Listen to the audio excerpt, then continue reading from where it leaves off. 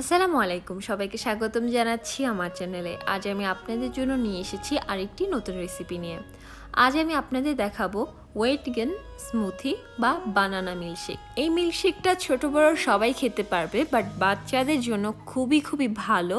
আর সবচেয়ে বড় কথা হলো অনেক সুস্বাদু হয়, আর এটা খেলে একদম হেলদিভাবে ওয়েট গেইন করা যাবে।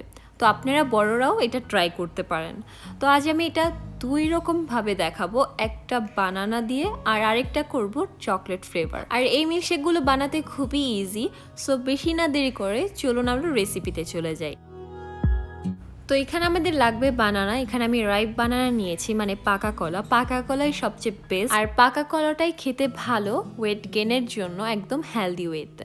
সো এখন আমি একটা ব্লেন্ডার জারে দিয়ে দিচ্ছি বানানাগুলো, এইভাবে পিসেস করে কেটে নিয়েছি। আর তার সাথে আমি দিচ্ছি 2 টেবিল স্পুন পিনাট বাটার। এখন সব জায়গায় এই পিনাট বাটারটা অ্যাভেলেবল, সো আপনারা যেখান থেকে এটা পারচেস করতে পারেন। পিনাট বাটারটা ইউজ করা হচ্ছে কেন, হাই লেভেলের এখানে ক্যালোরিজ আছে আর ফ্যাট আছে, ওয়েট গেইন করার জন্য খুবই হেল্পফুল। আর তার সাথে আমি এখানে দিয়ে দিচ্ছি কাঠ বাদাম 5 থেকে 7-8টি। আর এখন দিয়ে দিচ্ছি এখানে আমি 1 কাপ ফুল ফ্যাট মিল্ক। আর এটা আপনারা ঠান্ডা ইউজ করতে পারেন বা নর্মালও ইউজ করতে পারেন। আর তার সাথে আমি দিচ্ছি 7-8টি কিশমিশ। এটা দিলে কি এটা ফ্লেভারটা আরও ভালো আসবে, আর এটা মিষ্টিটাও বাড়বে। আর কিছু অ্যাড করব না, কেন কলার মিষ্টিতেই সব কিছু ব্যালেন্স হয়ে যাবে। সো দেখুন একদম স্মুথলিভাবে এটা ব্লেন্ড করতে হবে। তো আমার বানানা স্মুথি রেডি, খুবই ইজি, দেখতে পেরেছেন। এখন আমি একটু জাস্ট গার্নিশের জন্য এখানে বাদাম কুচি দিয়ে দিচ্ছি, বাট আপনারা এটা একদমই অ্যাভয়েড করতে পারেন।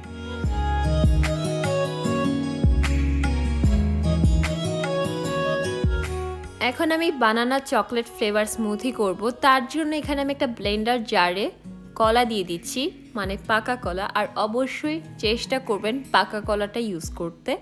আর তার সাথে আমি দিচ্ছি 2 টেবিল স্পুন পিনাট বাটার। আর চেষ্টা করবেন হাই ব্র্যান্ডের পিনাট বাটারটা ইউজ করতে।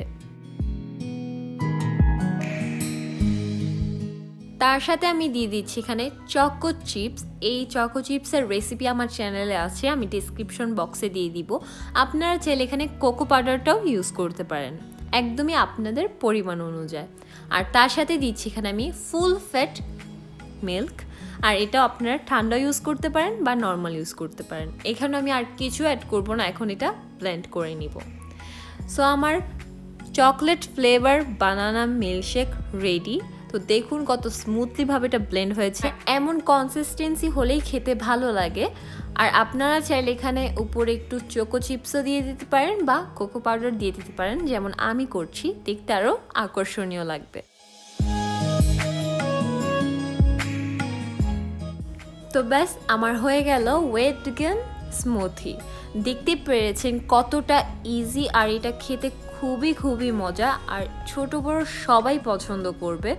সো অবশ্যই বাসায় ট্রাই করবেন আর আমাকে জানাবেন কেমন হয়েছে। আজকের জন্য এইটুকুই, ভালো থাকবেন, সুস্থ থাকবেন, আল্লাহ হাফেজ।